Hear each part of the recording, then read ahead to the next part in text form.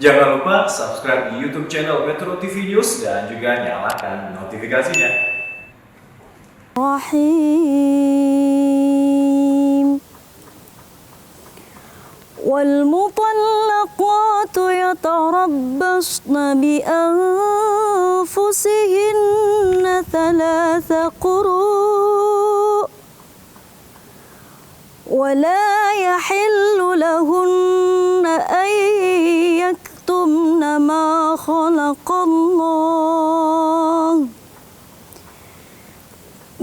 خلق الله في أرحامهن إن كن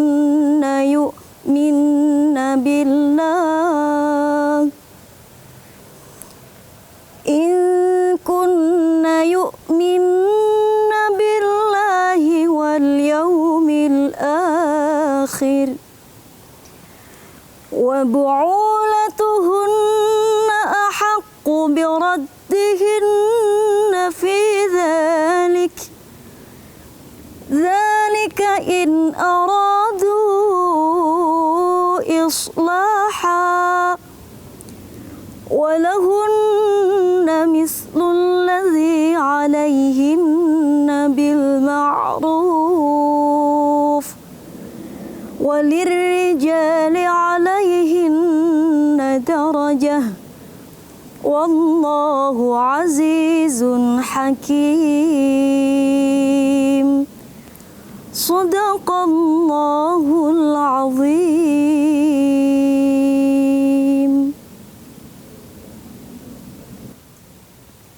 Aku berlindung kepada Allah dari godaan setan yang terkutuk dengan menyebut asma Allah yang Maha Pengasih lagi Maha Penyayang.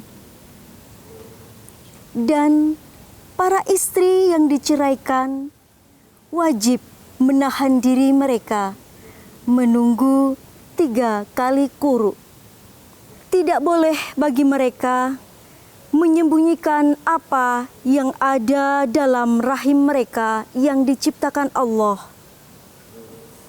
Jika mereka beriman kepada Allah dan hari akhir, dan para suami, mereka lebih berhak kembali kepada mereka dalam masa itu, jika mereka menghendaki perbaikan. Dan mereka para perempuan mempunyai hak seimbang dengan kewajiban menurut cara yang patut.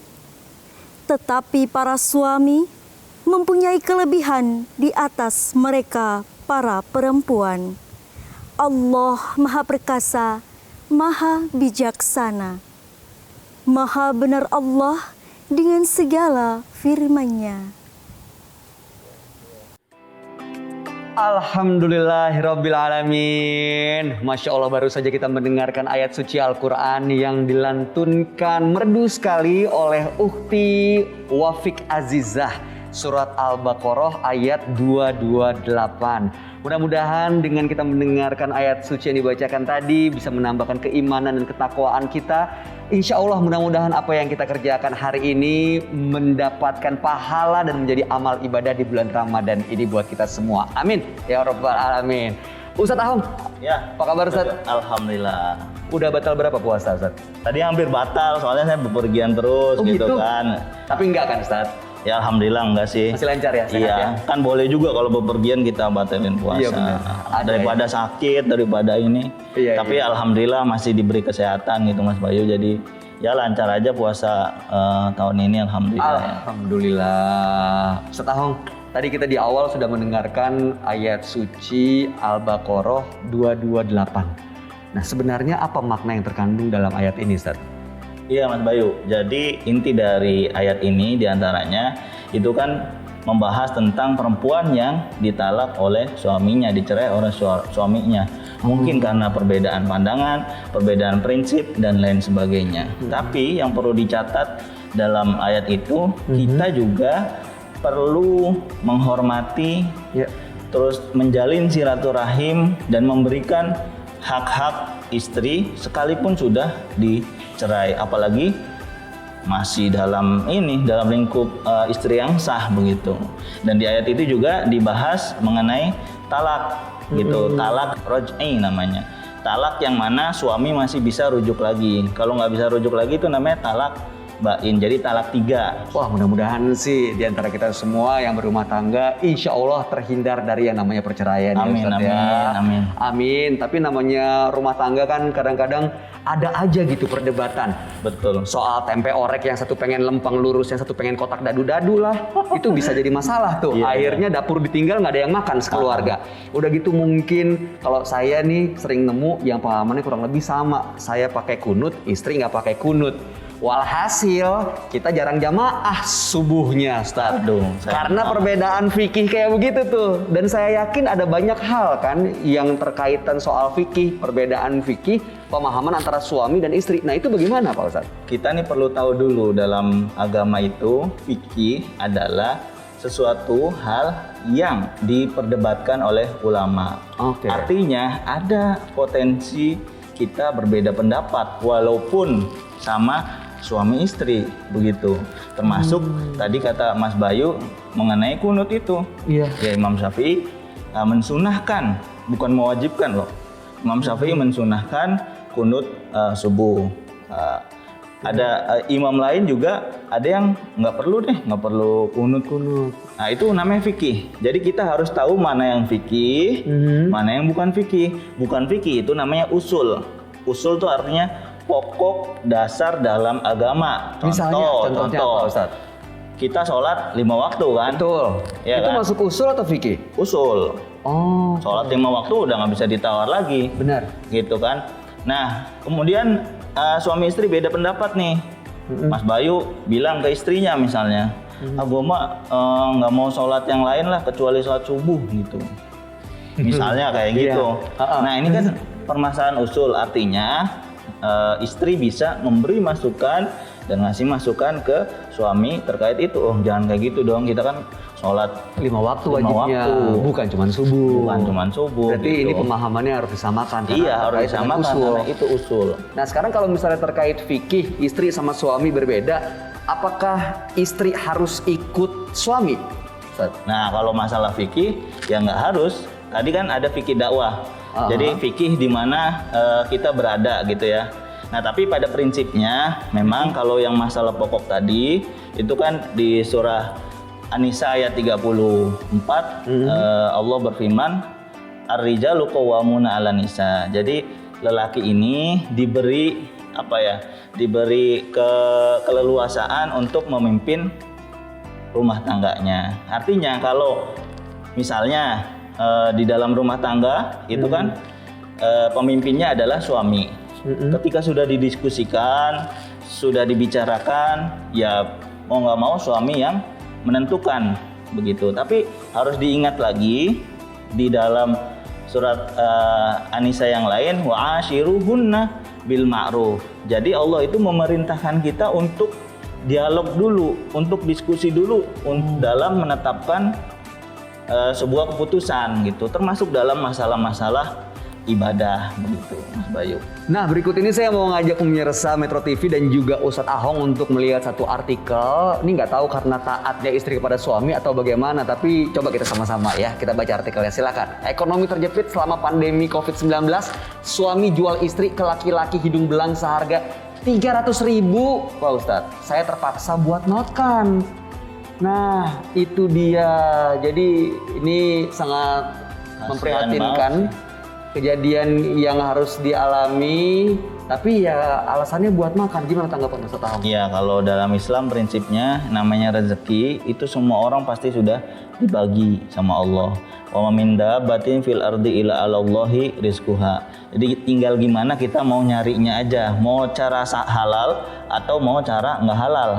Itu yang pertama. Kemudian yang kedua, ya kalau dalam Islam itu nggak ada istilahnya taat pada suami dalam hal kemaksiatan. Nah, ini kan suatu hal zina gitu ya, yang dosa besar, itu nggak boleh. Nah, kemudian ketiga ini jahiliyah modern. Jadi dulu zaman jahiliyah perempuan diperjualbelikan, sekarang istrinya sendiri diperjualbelikan. Semoga kita terhindar dari perbuatan demikian. Amin. Insya Allah mudah-mudahan kita tidak mengalami hal seperti itu. Tapi tadi seperti yang Ustadz Ahong sampaikan bahwa antara suami dan istri memang suami punya hak untuk memimpin rumah tangganya. Tapi ini juga harus dengan kesepakatan antara suami dan istri. Betul. Apapun yang disepakati, apapun yang menjadi aturan dalam rumah tangga itu, jangan sampai ada yang terbebani. Akhirnya malah mengalami ya hal yang tidak diinginkan sampai harus ke pilihan terakhir yaitu perceraian. Auzubillah min dzalik ya Pak Ustadz ya.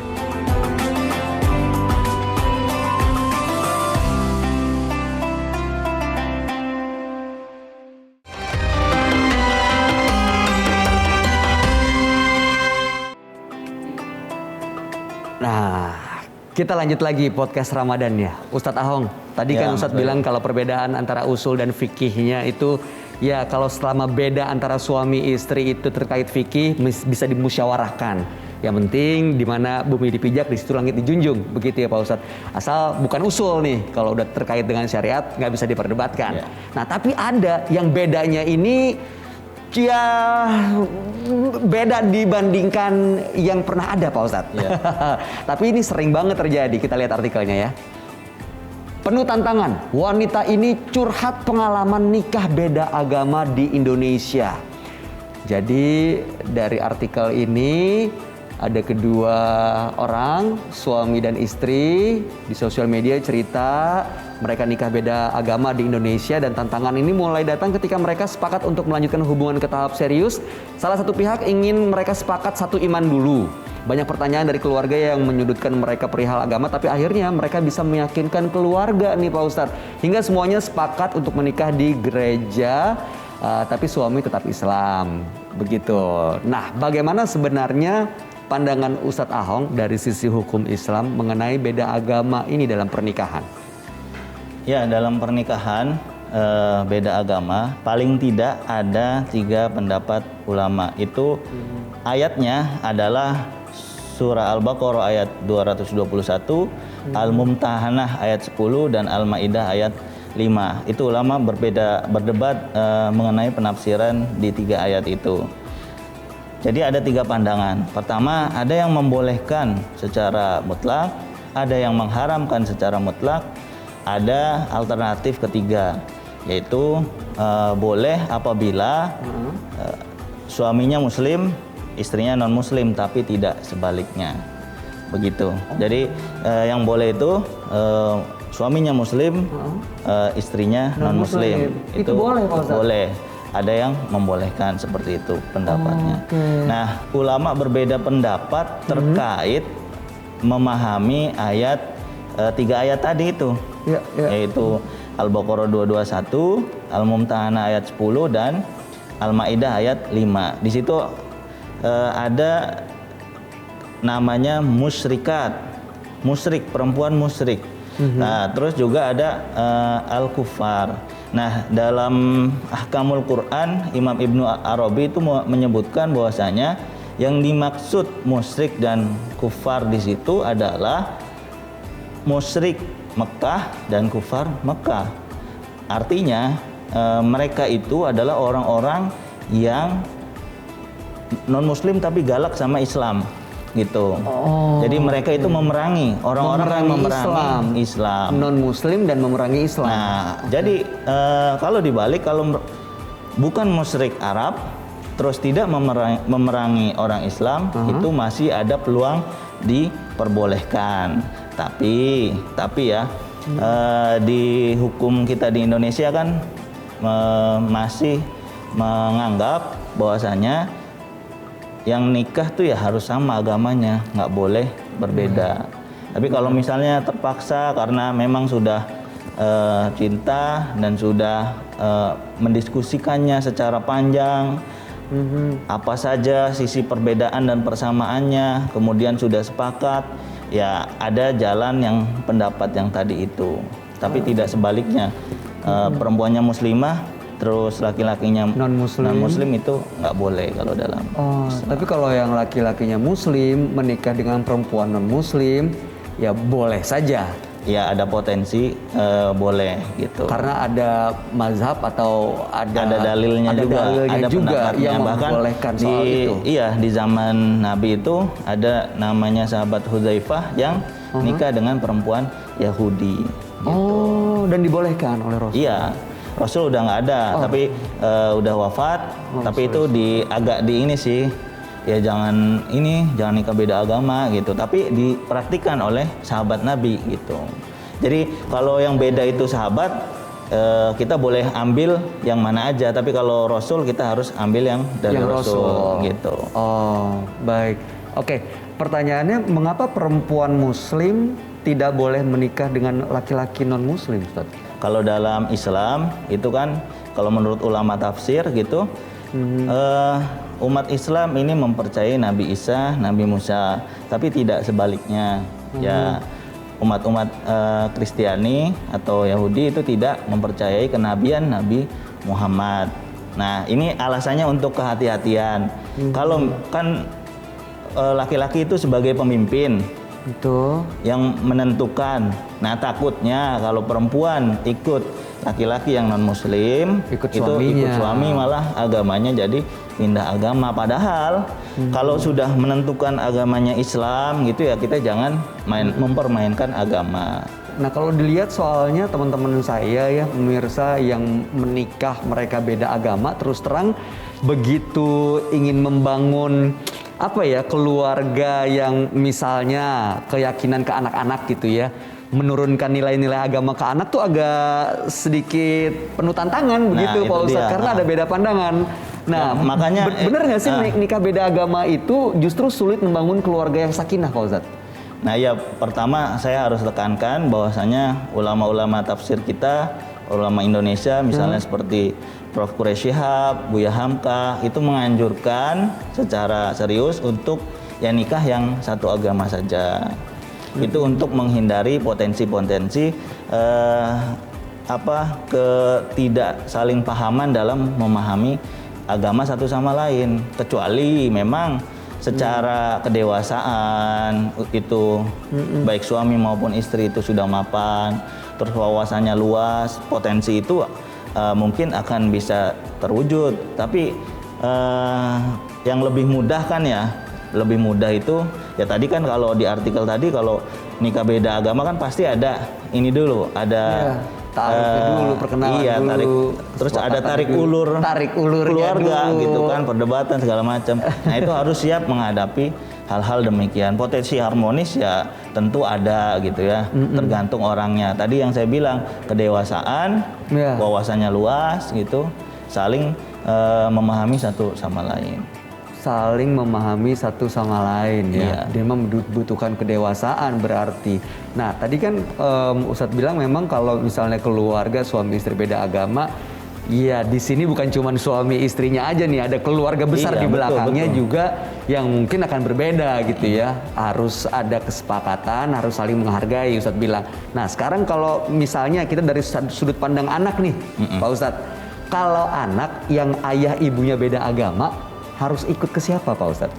Nah, pertama kalau anak itu sudah dewasa, maka anak boleh memilih. Nah, diantaranya dalam surah Al-Baqarah itu kan la ikraha fiddin.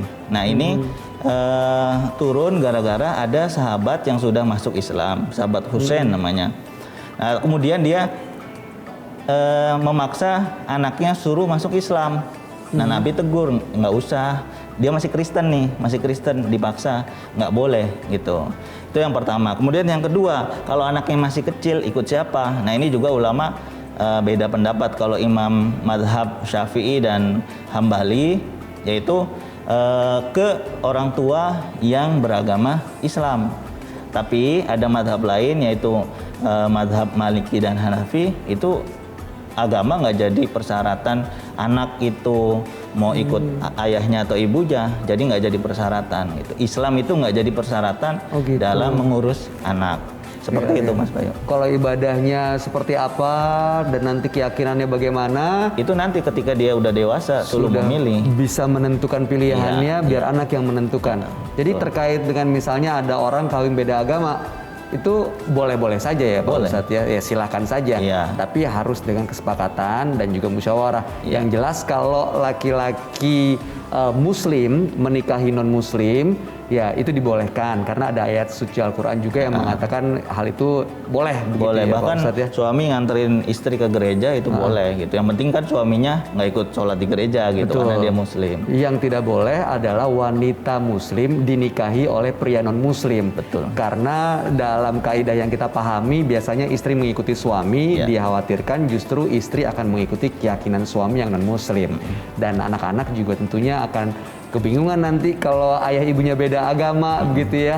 Karena kan memang ya tidak mudah membangun sebuah keluarga yang sakinah mawaddah warahmah, apalagi kalau misalnya keyakinannya saja berbeda. Begitu ya Pak Ustadz. Iya.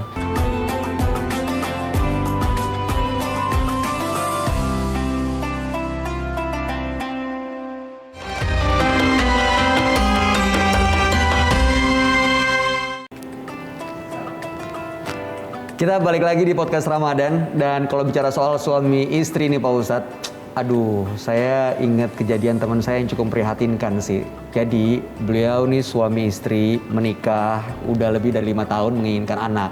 Akhirnya begitu dapat kabar positif, bahagianya luar biasa Pak Ustadz. Teman saya ini laki-laki, makanya dia menginginkan keturunan laki-laki. Karena generasi penerus saya yang akan mewariskan semua harta kekayaan saya yang cuma segini-gininya. Gitu katanya Pak Ustadz. Nah begitu di USG perempuan, teman saya masih enggak, pasti laki-laki. Begitu lahir ternyata beneran perempuan. Kecewanya luar biasa Pak Ustadz. Bahkan sambil ya curhat gitu, dia sampai kesebut kayaknya saya mau meninggalkan istri saya, mau berpisah apa segala macam. Itu kan kita prihatin. Sedih ya. banget. Nah itu dia makanya Pak Ustadz, ada orang yang menganggap anak laki-laki itu lebih mulia dibandingkan anak perempuan. Tanggapan Pak Ustadz? Ya, Mas Bayu, di surah Ali Imran ayat 36 itu disebutkan bahwasanya Ibunda Siti Maryam sebelum dia lahir, ayah ibunya itu mengharapkan anak laki-laki. Anak laki-laki, tapi ternyata Allah memberikan lain, memberikan anak perempuan gitu. Ya, pada dasarnya anak mau laki-laki atau perempuan itu adalah anugerah. Kalau kita masih punya anggapan bahwasanya anak laki-laki lebih mulia daripada anak perempuan, itu kita flashback lagi ke zaman jahiliyah gitu. Artinya anak-anak perempuan kalau lahir itu bahkan sampai dikubur hidup-hidup. Astagfirullahaladzim. Bahkan perempuan itu di zaman jahiliyah sebelum Islam datang itu diperjualbelikan. Kemudian jangankan itu, jadi perempuan yang sedang haid aja itu nggak boleh diajak ngobrol, nggak boleh diajak makan bareng. Nah makanya Islam datang, Nabi ngajak makan istrinya yang lagi haid gitu. Terus Nabi pas mau meninggal nih di Haji Wada, itu beliau berpesan istausu bin nisa'i khairo. Itu dalam Sahih Bukhari disebutkan bahwasanya Nabi mewasiatkan pada umatnya, sayangi, hormati, cintailah para perempuan, ibu dan putri kalian. Subhanallah. Gitu. Jadi Mas Bayu. begitu bagaimana Rasulullah mengatakan derajat perempuan itu sebenarnya ya sama. Tanggung jawab perannya dalam masyarakat antara laki-laki dan perempuan ya hak dan kewajibannya sama begitu ya. Ada kesetaraan di situ. Nah, Pak Ustadz, kalau misalnya bicara soal suami istri ini, pengennya sih kita punya kesetaraan dalam hal apapun begitu. Yeah. Termasuk dalam hal mendidik anak. Tapi ternyata kita punya beda aturan nih. Saya pengen anak saya jadi insinyur. Wah, tapi istri saya pengen anak saya jadi dokter. Oh, makanya kalau lagi belajar saya ajarin matematika, ibunya ngajarin tanaman, pohon, apa segala macam. Gimana kalau misalnya pola asuh anak antara suami dan istri itu berbeda, Pak Ustadz? Ya, kita sebagai orang tua itu kan mengantarkan anak sesuai dengan keinginannya dia gitu. Kalau anak biasanya kalau yang laki-laki kan cenderungnya main ke ini ya, yang main fisik gitu. Artinya dia sukanya loncat-loncatan, main nanjak pohon dan lain sebagainya gitu. Kalau anak perempuan biasanya sukanya ini Main boneka. ngukir-ngukir apa, tapi itu kan nggak selamanya seperti itu. Benar. Ya anak saya sendiri laki-laki, tapi kalau suruh manjat-manjat itu ini takut. Iya, beda zaman. Dia lebih seneng ngerangkai gitu kan. Nah artinya kan misalnya kamu anak laki-laki, kamu harus berani dong manjat-manjat gitu kata bapaknya, kata saya misalnya, kata ibunya ya udahlah, anak kita kayak gitu, karena misalnya dulunya diasuhnya sama omahnya atau neneknya gitu kan, beda diasuh sama kita gitu ya. Nah pola-pola seperti itu kan bisa terjadi. Nah tapi kalau di dalam Islam sendiri, makanya orang ibu itu dinamakan ummun.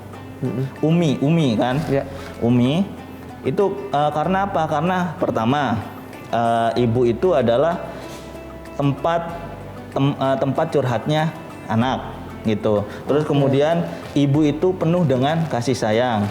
Terus ketiga ibu itu adalah orang yang madrasatul ula, madrasah pertama bagi anak-anaknya untuk menanamkan pendidikan-pendidikan yang baik gitu. Artinya ketika perbedaan pandangan ada di antara suami istri, makanya suaminya harus ngalah saja. Ya udahlah, kita ikut istri gitu. Karena di situ makanya dalam bahasa Arab ibu itu disebut ummi gitu. Masya Allah. Jadi sebenarnya dalam agama Islam mengasuh anak itu ya kalaupun terjadi perbedaan sebaiknya ayah percayakan itu kepada sang ibu. Iya, gitu tapi bukan berarti ayah nggak berkontribusi sama sekali begitu. Jangan lepas tangan begitu aja Pak Ustadz ya.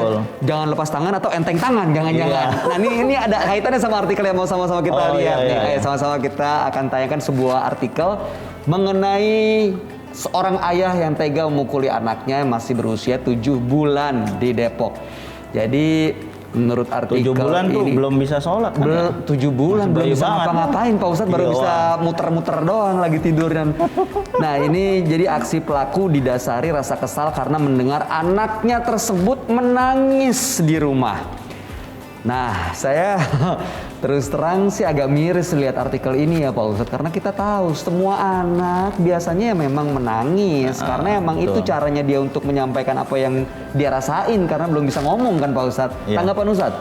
Ya kalau kita anak nangis nggak muna juga kadang kalau lagi capek gitu kan. Wah, lagi ini sih. suka ini juga, stres juga kan. Tapi kalau sampai memukul, sampai melukai begitu, ya itu sudah di luar dari ajaran Islam. Memang di Islam kadang ada orang yang mensalahartikan hadis Nabi. Oh, jadi ada hadis yang memang sebenarnya membolehkan memukul anak begitu? Nah, bukan memukul. Jadi gini, bahasanya itu alimu as-sobiyah.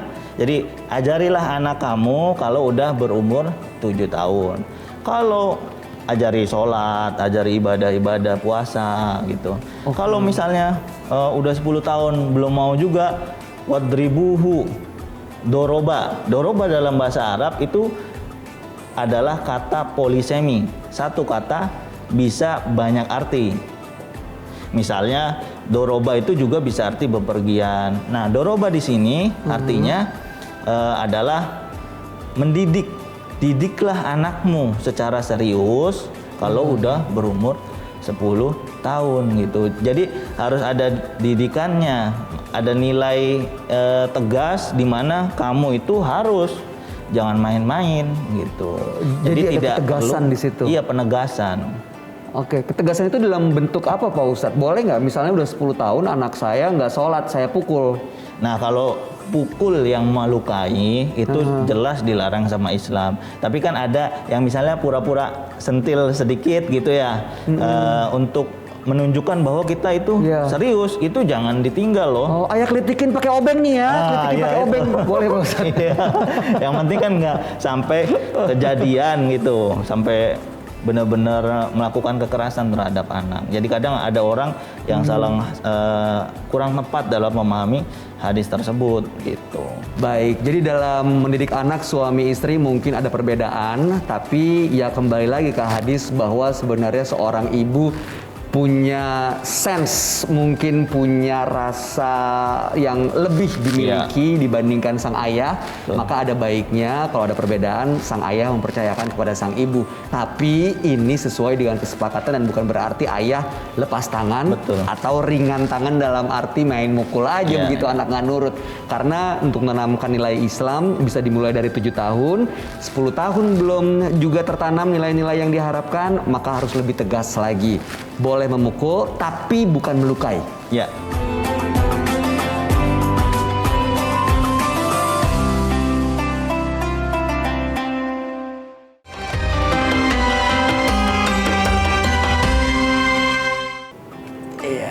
Ustadz, Ya, masih di podcast ayo. Ramadan. Di bulan Ramadan ini saya ingat zaman waktu kecil dulu. Orang tua saya itu ngajarin puasa setengah hari. Kalau jam 12, wah boleh minum. Tapi jam 11 saya udah ngambil minuman soda di kulkas. Begitu. Diam-diam minum, taruh kan soda gitu ya. Masukin dalam kulkas, putar balik ketemu sama tante saya. Nggak puasa kamu ya? Puasa sambil sendawa. Persis banget kayak saya. Jadi juga malah ketahuan habis minum. Nah, sebenarnya bagaimana peran keluarga dalam menanamkan dan mengajarkan puasa bagi anak-anak, Pak Ustadz? Ya pertama, kalau kita sebagai orang tua pasti kita harus contohin dulu kan. Contohin dulu. Anak suruh puasa, masa kitanya makan diam-diam di warung. Harus contohin dulu Iya, ya. contohin dulu. Jadi di zamannya sahabat Umar, itu pas bulan Ramadan, anak-anak lagi pada puasa, ada bapak-bapak tua lagi mabok di Astagfirullah. bulan Ramadan. Jadi ini disahabat sama sahabat Umar, lu gimana sih? Bocah-bocah aja pada puasa, lu kagak puasa, gimana sih? Nah, artinya orang tua harus terlebih dulu mencontohi gitu. Memberikan tauladan begitu Iya, ya, iya. yang orang tuanya. Terus kemudian tadi kan di hadis tentang sholat itu anak kecil itu sudah mulai diajarkan nilai-nilai agama, nilai-nilai kebaikan itu semenjak dia kecil gitu, bahkan semenjak 7 tahun gitu ya, 7 tahun. Nah di zaman Nabi juga seperti itu, tapi kasusnya memang bukan puasa Ramadan, ada namanya puasa Asyura. Jadi ceritanya sebelum diwajibkan puasa Ramadan ini kan 2 Hijriah. Nah pas 1 Hijriah itu ada kewajiban puasa Asyura. Nabi keliling-keliling Madinah.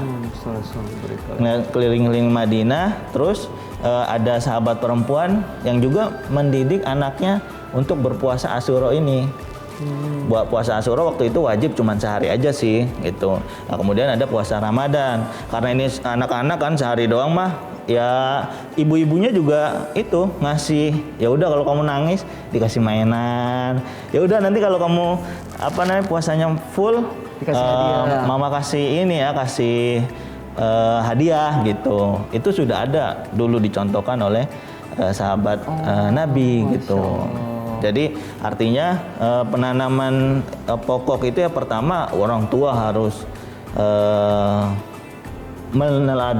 menjadi teladan dulu, kemudian juga dilatih berpuasa, terus ketiga ditanamkanlah nilai-nilai kejujuran, kebaikan itu. Jadi kalaupun kita nggak ada gitu, ya dia udah sadar bahwasanya nggak ada apa-apa mama, tapi ada Allah yang melihat kita. Itu gitu. dia, kayak saya pengalaman waktu kecil dulu, ya saya tahu mama papa nggak ada nih, Iya. tapi saya nggak inget dan nggak tahu, nggak paham. Iya. Allah mengawasi kita karena emang puasa itu berkaitan dengan kejujuran kita sendiri ya Pak Ustadz. Betul, tapi kan dilatih dulu. Misalnya sekarang ada CCTV, awas kamu kalau nggak puasa ya ada CCTV nih. Oh iya, benar, bisa dijagain Ya kan ya. seseorang bisa menyadari bahwa dia itu diawasi itu kan karena latihan gitu.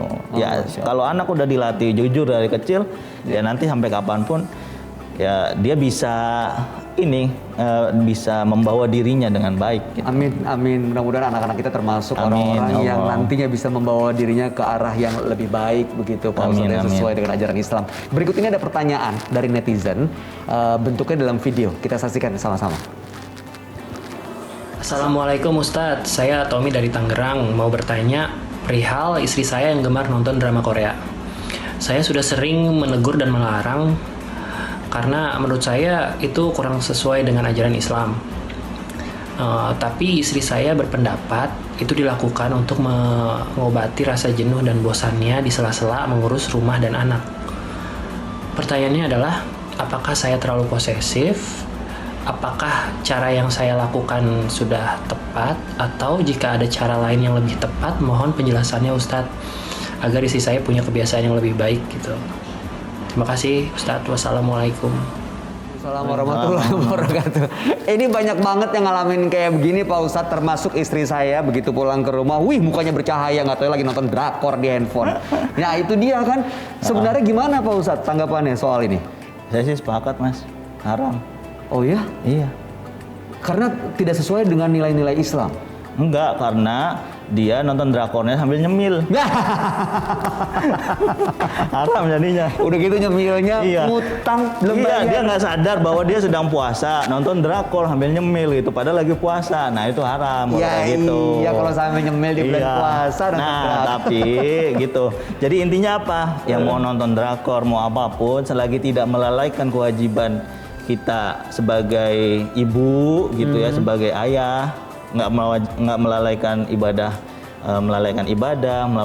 Melalaikan kewajiban rumah tangga. Boleh. Yaitu buat hiburan nggak masalah gitu kan.